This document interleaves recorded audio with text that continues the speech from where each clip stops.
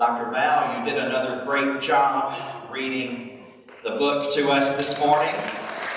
We have one more Sunday of our children's book series, and I'm looking forward to next week's book. And once I figure out what that is, I'll let you know. There's just so many options, and I appreciate all of you that have sent me emails with suggestions or even put books on my desk for them to be considered. I think we could do this a whole year and still have plenty of books to read. But in Eric Carl's book this morning, The Mixed-Up Chameleon, we find this chameleon that when it's exposed to a zoo full of all of these different animals, suddenly it sees the things in each animal that it wants to become. And you saw through his amazing artwork using tissue paper, that amazing artwork where pieces of flamingo and elephant and seal and all these different things were added to the chameleon. And there comes a point in the story where the chameleon just says, "Now I just wish I could be me. I just want to be me." Have you been there? Have you been there at a point where you wanted to be something else, or at least you thought you wanted to be something else? I remember when I was young, I thought I wanted to be grown, and now I'd give anything to go back to when I didn't have to worry about anything. Everything was taken. I don't know why I was in such a hurry to grow up. But all throughout life, there are times when we wish that we were something else. We wish that we had this gift or that gift. But there's this beautiful moment in our lives, every once in a while, where we just say, "I wish I could be me." And that's what we're going to talk about this morning. Before that, I invite you to join me in the spirit of prayer. Holy God, we thank you for allowing us to be here in this space and this time where we can be ourselves. We don't have to put up this stained glass masquerade and pretend that we are something that we are not. Because you love us just as we are. And now as we break open your word, I ask that the words of my mouth and the meditations of all of our hearts be pleasing and acceptable to you, our rock and our Redeemer. Amen. I love the Psalms. I don't know if you've ever spent a lot of time in the Psalms. Enrique and I went through a time several years ago where every night before bed we would read a psalm. The Psalms are beautiful and they're encouraging. There are some that are difficult. There are some psalms where David or whatever psalmist it may have been that was writing a particular psalm was crying out to God for mercy, was crying out to God for forgiveness, was crying out to God to smite their enemies. But nestled in the Psalms are some beautiful words. And when I took one of my Old Testament classes in seminary, I had to write a paper on the Psalms. And I likened the Psalms to the movie Still Magnolias. How many of you have seen the movie Still Magnolias? Where you laugh, you cry, you scream, you laugh again. And it's constant through that movie, and that is constant in the Psalms. But this psalm attributed to David that I'm going to read to you this morning, or at least part of it, in Psalm chapter 139, is, in my opinion, one of the most beautiful psalms ever penned. So I invite you into the reading of Psalm 139, verses 1 through 18. The psalmist says, "O Lord, you have examined my heart and know everything about me. You know when I sit down or stand up. You know my thoughts even when I'm far away. You see me when I travel and when I rest at home. You know everything I do. You know what I am going to say even before I say it, Lord. You go before me and follow me. You place your hand of blessing on my head. Such knowledge is too wonderful for me, too great for me to understand. I can never escape from your spirit. I can never get away from your presence. If I go up to heaven, you are there. If I go down to the grave, you are there. If I ride the wings of the morning, if I dwell by the farthest oceans, even there your hand will guide me, and your strength will support me. I could ask the darkness to hide me and the light around me to become night, but even in darkness, I cannot hide from you. To you, the night shines as bright as day. You made all the delicate inner parts of my body and knit me together in my mother's womb. Thank you for making me so wonderfully complex. Your workmanship is marvelous. How well I know it. You watched me as I was being formed in utter seclusion, as I was woven together in the dark of the womb. You saw me before I was born. Every day of my life was recorded in your book. Every moment was laid out before a single day had passed. How precious are your thoughts about me, O God. They cannot be numbered. I can't even count them. They outnumber the grains of sand. And when I wake up, you are still with me. This beautiful psalm attributed to David. David, who certainly knew what it was like to be in the depths of despair,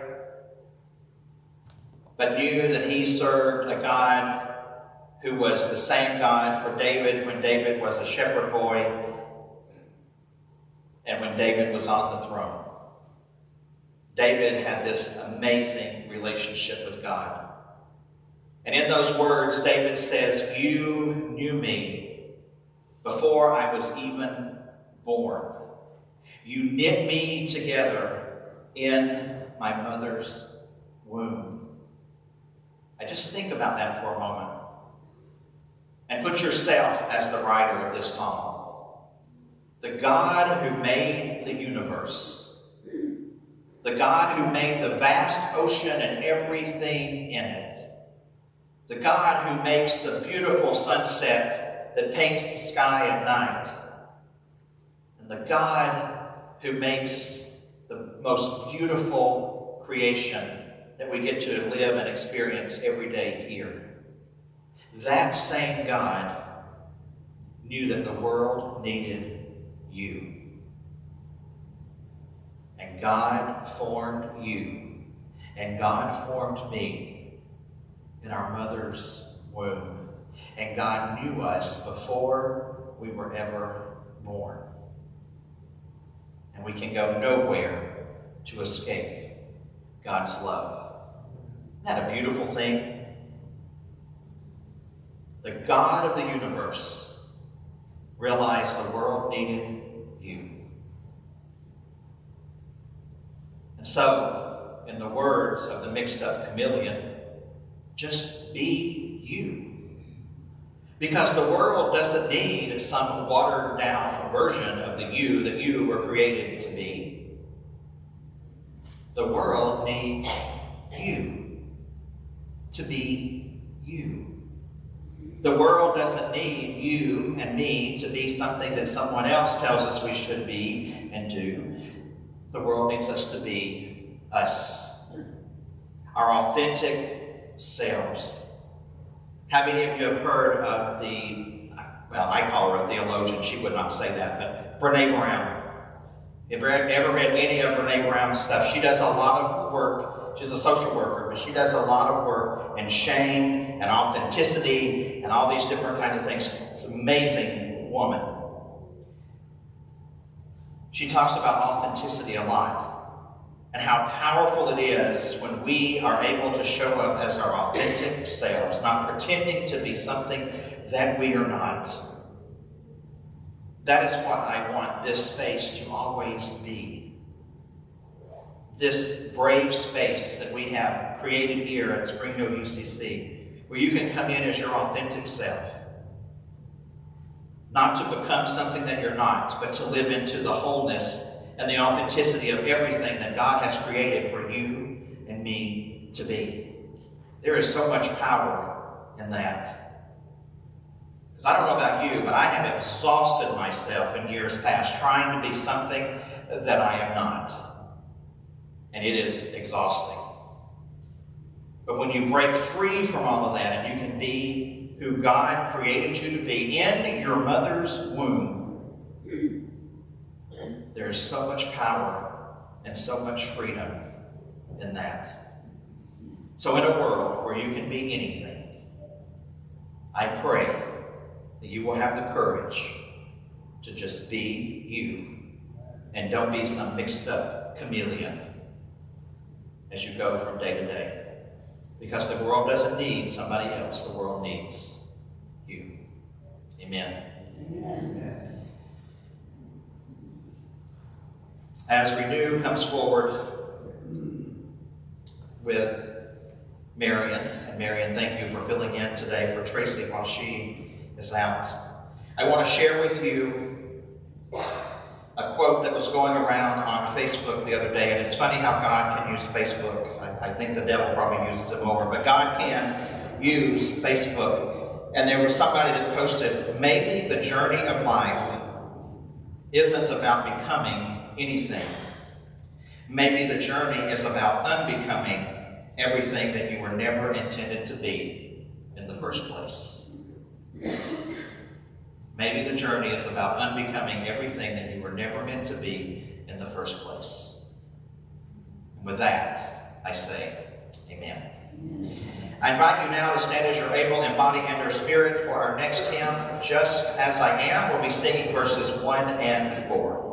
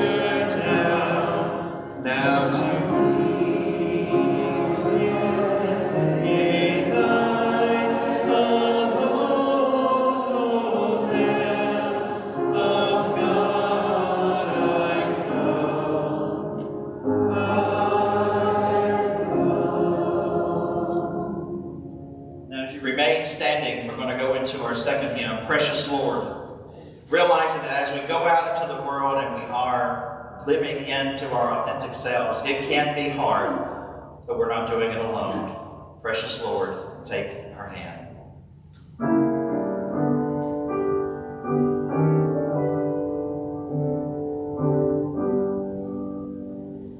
Precious Lord, take my hand.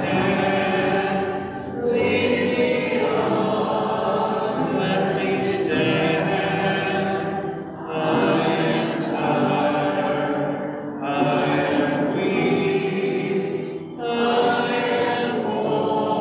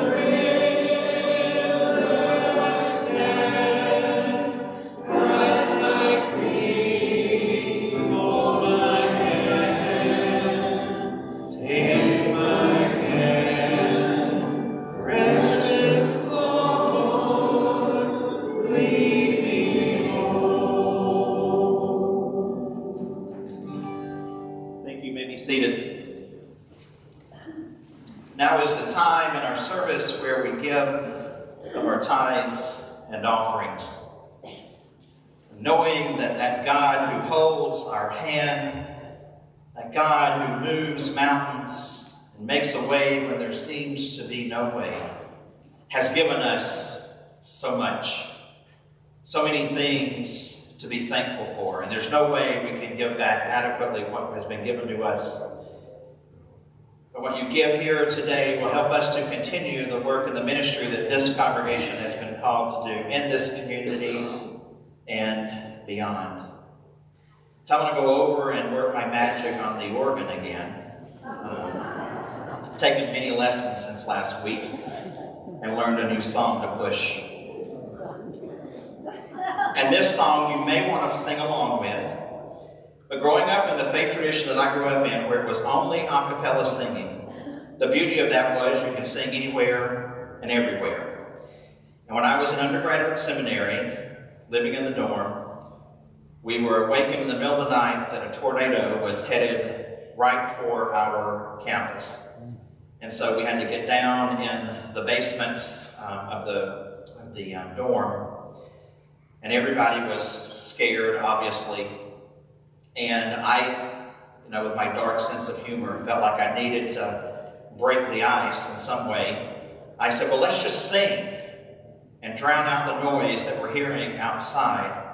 And of course, this is the song that I led from the basement of our dorm, I'll Fly Away.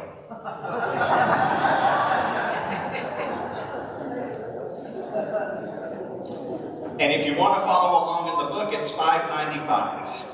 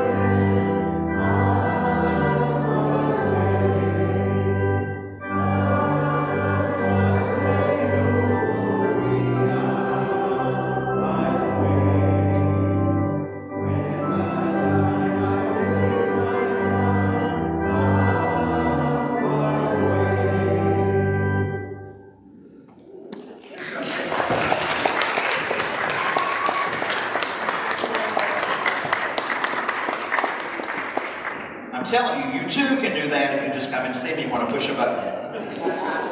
I invite you now to join in our prayer of dedication. Majestic Lord, you unselfishly provide us with the sanctuary of your love. You wisely calm our imagined fears while nurturing our dream-filled hopes. Grant us the ability to serve you faithfully, joyfully. We honor you with these tithes and offerings. Blessed be your name.